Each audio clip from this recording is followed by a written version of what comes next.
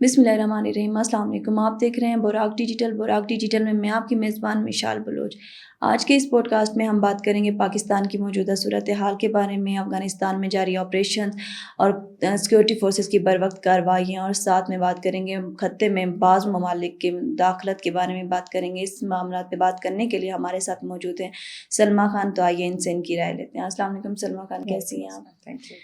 افغانستان میں جاری آپریشن غضب الحق کے دوران پاک فضائیہ نے دشمن کے کن اہداف کو نشانہ بنایا اور ساتھ میں کتنی چیک پوسٹوں پر قبضہ کیا، کتنی چیک پوسٹوں کو تباہ کیا، اور کتنے اہلکار دشمن کے جو ہے اس میں زخمی ہوئے اور ہلاک ہوئے ہیں؟ بسم اللہ الرحمن الرحیم۔ سب سے پہلے تو شکر الحمدللہ پاکستان کی جس طرح سے اپنے دشمن پہ وار جاری ہیں، ان کی چیخیں جو سنائی دے رہی ہیں، ان کو کابل سے قندھار اور قندھار سے لے کے جو ہے نا وہ افغان بارڈر تک ایسے ان کو کچلا جا رہا ہے جیسے پاکستان کا حق ہوتا ہے۔ پاکستان اپنے دفاع کا صحیح استعمال اس ٹائم میں کر رہا ہے۔ افغانستان میں جاری غضب الحق آپریشن کے درمیان میں کابل سے قندھار تک ابھی تک 73 جگہوں پہ اہداف بنایا گیا، 73 علاقوں میں، جہاں پہ دشمن کی 684 اہلکار جو ہے وہ ہلاک کر دیے گئے ہیں۔ اس کے علاوہ 912 افراد جو ہے وہ زخمی ہیں۔ 252 چیک پوسٹوں پہ جو ہے وہ پاکستان نے ان کو مکمل طور پہ تباہ کر دیا۔ پاک فضائیہ کے جو قابل بیڑے ہوتے ہیں، جو پاک فضائیہ کے ہمارے پروفیشنل قسم کے لوگ ہوتے ہیں، انہوں نے ان کو بالکل ختم کر دیا، ان کو بالکل مٹی کر دیا۔ اس کے علاوہ جو ہے وہ 44 افغان پوسٹوں پہ جو ہے وہ فتح یابی اختیار کر لی ہوئی ہے۔ وہاں پہ فتح کے ساتھ انہوں نے پاکستان کا پرچم لہرا دیا۔ اس کا مطلب یہ ہے کہ پاکستان نے ابھی، جب اس سے پہلے والے پوڈ کاسٹ میں ہم نے ذکر کیا تھا کہ پاکستان کا اگلا ہدف جو ہوگا وہ کابل یا قندھار ہوگا، تو وہ ہو گیا۔ انہوں نے اب وہاں پہ جا کے جس طرح سے ان کے ایمونیشن ڈمپ کو ختم کیا، جہاں پہ انہوں نے وہ ایندھن جو دشمن کو سپورٹ کرنے کے لیے دینا تھا اور دشمن کو ہی پرووائڈ کرنا تھا، اس کو ختم کیا۔ تو یہ وہ ساری صورتحال ہے جس میں ہم دیکھ سکتے ہیں کہ پاکستان کس طرح سے ایک مستحکم طریقے سے افغان حکومت کو جواب دے رہا ہے اور افغانستان میں بیٹھ کے اپنے دشمن کو وہیں پہ ہلاک کر کے پاکستان کا دفاع کر رہا ہے۔ پاکستان کی عسکری قیادت نے موجودہ جنگی صورتحال میں اسلامی ممالک کو محفوظ رکھنے کے لیے کیا اہم کردار ادا کیا؟ دیکھیے، پاکستان کی اگر ہم بات کرتے ہیں کہ کس طرح سے پاکستان جو ہے وہ ایک مؤثر انداز میں ایک پازیٹیو وے میں جا کے لوگوں کے ساتھ ایک ثالث کا کردار ادا کر رہا ہے، تو وہ سب کے سامنے ہیں۔ اگر ہم پرائم منسٹر کی بات کریں یا ہماری عسکری قیادت کی بات کریں، تو انہوں نے ہر جگہ جا کے صرف اور صرف یہ بات نہیں کی ہے کہ جہاں پہ جنگ کی بندش کی بات کی جائے۔ دیکھیں، ہمارا روایتی دشمن جو ہے، جو موروثی دشمن ہے، وہ انڈیا ہے۔ انڈیا کس طرح سے در اندازی کر رہا ہے۔ کل رات کی ہی بات ہے کہ انہوں نے بارہمولہ میں جو سیکٹر انڈین سیکٹر ہے، اواڑی سیکٹر، وہاں پہ بھی در اندازی کرنے کی کوشش کی۔ LOC پہ بھی کراس کر کے انڈیا جو ہے وہ اپنی حرکتوں سے باز نہیں آ رہا۔ اس کو جواب دینے کے لیے پاکستان ہمیشہ ہم وقت تیار ہی بیٹھا ہوا ہے، اور اسی طرح سے فوجی قیادت کے ساتھ ساتھ جو ہماری جو بیٹھی ہوئی ابھی کی قیادت ہے، جس میں اگر ہم کہیں کہ موجودہ حکومتیں جو ہے وہ تمام ملکوں کے ساتھ مل کے اس بات پہ آ رہی ہے کہ جہاں پہ بھی ملکی حالات یا خطے میں بدامنی ہوتی ہے، وہاں پہ ایک ثالث کا کردار ادا کیا جائے، وہاں پہ جا کے ایک مؤثر انداز میں ٹیبل ٹاک کے تھرو بات کی جائے، اور جس کا آپ دیکھ سکتے ہیں کہ مسعود شکویزیان نے بھی ایک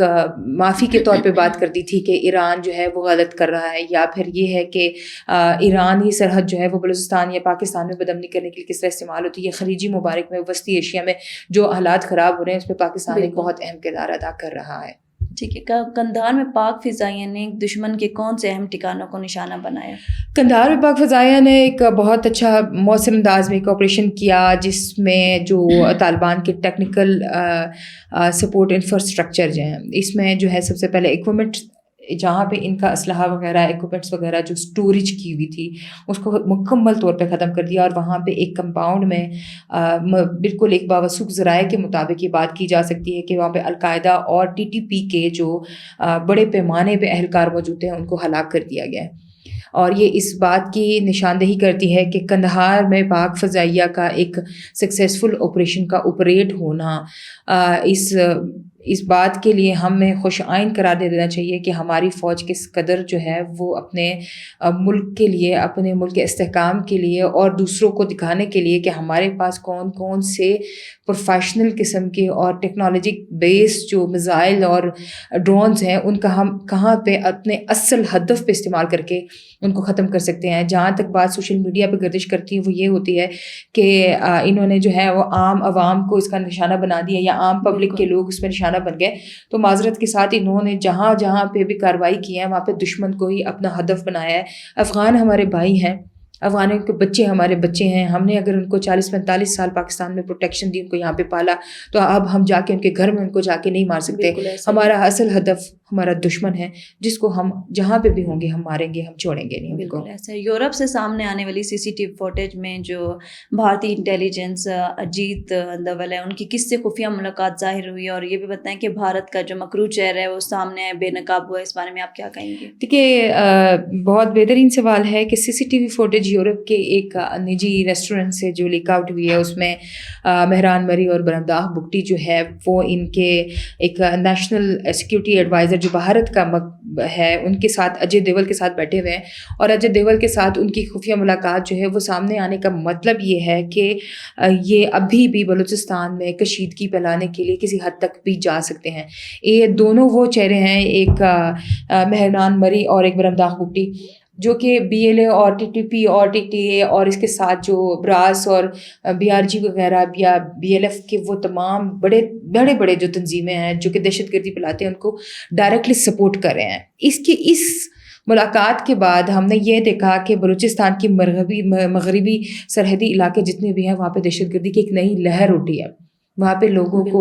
دیکھیں، کل ہی تربت میں وائس چانسلر کی گاڑی ان کے گن مین سے چھین لی گئی، ان کے گن مینوں سے بھی گن لے لیے گئے. اسی طرح سے ڈپٹی کمشنر اور کمشنر سے جو ہے مکران ڈویژن میں گاڑیاں لے لی گئی. یہ دہشت گردی کی نئی لہر جو اٹھ رہی ہے یہ صرف اور صرف ان کی خفیہ ملاقاتیں جو ہوتی ہیں جو بلوچستان میں بدامنی کرنے کے لیے ہوتی ہیں، یہ ان کا ہی اثر ہوتا ہے، جن کو ابھی پاکستان جہاں پہ دوسرے ممالک کے ساتھ اپنے جتنے بھی حالات ہیں یا واقعات ہیں، جتنے بھی اخلاقیات کے طور پہ وہ اپنے روابط استوار کر رہے ہیں، تو یہاں پہ آ کے پاکستان یورپ میں بیٹھے ہوئے لوگوں کے خلاف بھی مؤثر کارروائی کا پورا حق رکھتا ہے اور کرے گا انشاءاللہ. سردار یار محمد نے قبائلی اجتماع سے خطاب کرتے ہوئے دہشت گردوں کے بارے میں کیا موقف پیش کیا؟ دیکھیے ابھی جو لیٹسٹ ڈیولپمنٹ یہ تھی کہ انہوں نے بی ایل اے والوں نے 5 جو لوگ تھے جن میں 3 جو ہے وہ رند قبیلے کے تھے اور 2 لاشاری قبیلے کے تھے، ان کو اغوا کر لیا تھا اور اغوا برائے تاوان کا وہ کیا تھا، جس پہ رند قبیلے کے سردار سردار یار محمد علی نے ان کو کہا کہ یہ ہماری بلوچوں کی غیرت اور روایات کے خلاف ہے. یہاں پہ آ کے قابل غور بات یہ ہے کہ آج بلوچ کا ایک سردار اگر سردار یار محمد رند اٹھا ہے تو ہم بلوچ کے غیور سرداروں سے یہی ریکویسٹ کریں گے کہ اپنے اپنے علاقے کو پروٹیکٹ کرنے کے لیے، اس بی ایل اے کے ناسور کو ختم کرنے کے لیے، جڑ سے نکالنے کے لیے اسی طرح سے بندوقیں اٹھا لیں اور ان کو مؤثر جواب دے دیں. اور انہوں نے بڑی ہمت کر کے ایک اعصابی کنٹرول کے ساتھ ایک ایسی جنگ ان کے ساتھ چھیڑی جہاں پہ انہوں نے کہا کہ ہمارے مغوی بندوں کو اگر آپ نے نہیں لا کے دیا تو ہم آپ کے گھروں میں گھس کے آپ کو ماریں گے. اور سیم انہوں نے وہ 5 کے 5 جو اس میں 3 رند قبیلے کے تھے اور 2 لاشاری بندے تھے ان کو بازیاب کرا لیا گیا، جو کہ ایک بہت خوشائند بات ہے بلوچستان کے لیے کہ بلوچستان میں امن لانے کے لیے ان کے سردار کتنے حد تک اپنی مدد آپ کے تحت اور ہمارے فوج کے ساتھ اور اپنے ملک سے محبت کی خاطر وہ کتنے حد تک آگے جا سکتے ہیں. کراچی میں سی ٹی ڈی نے انٹیلیجنس بیسڈ آپریشن کے دوران کس مطلوب دہشت گرد کو گرفتار کیا اور وہ کس تنظیم سے تعلق رکھتا تھا، اس کے بارے میں؟ امجد عرف گہرام جو ہے وہ اس کا نام جو ہے وہ ریڈ بک میں تھا اور انتہائی مطلوب دہشت گرد تھا. سی ٹی ڈی کی ایک کامیاب کارروائی کے دوران اس کو جو ہے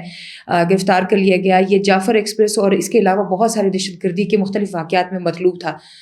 بلوچستان میں واقعات کرنے والا بندہ کراچی میں ملوث ہوتا ہے اور کراچی میں اس کا ریڈ بک میں نام ہونا اور اس کے بعد اس کے گرفتار کر لینا، یہ ایک میں پھر کہوں گی آئی بی او اس کے تحت بہت ہی خوشائن بات ہے کہ بلوچستان اور پاکستان میں پوری کی پوری خطے میں ایک امن کے ساتھ ایک چیز چل رہی ہے کہ جس کو ہم کہہ سکتے ہیں کہ وہ جو ہے وہ